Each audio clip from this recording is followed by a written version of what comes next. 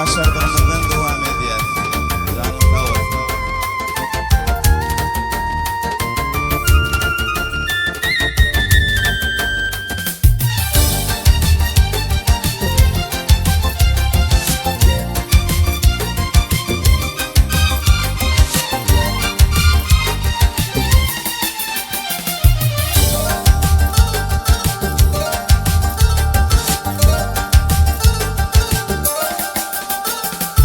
Nazarım saklasın büdüren gözül, nazarım saklasın büdüren gözül.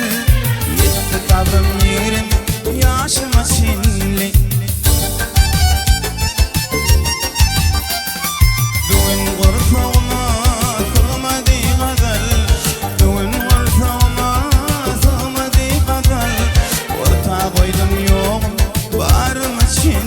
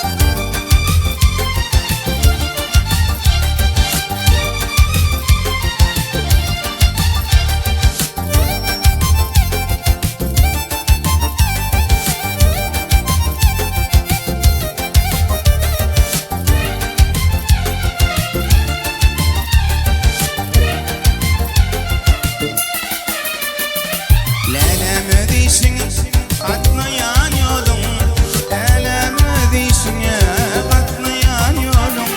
Ulanır ümidini görünüşünle.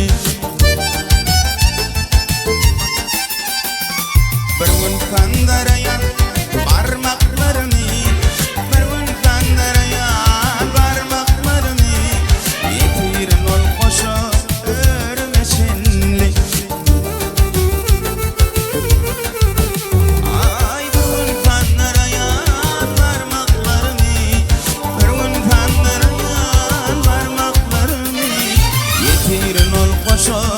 Örmeçinli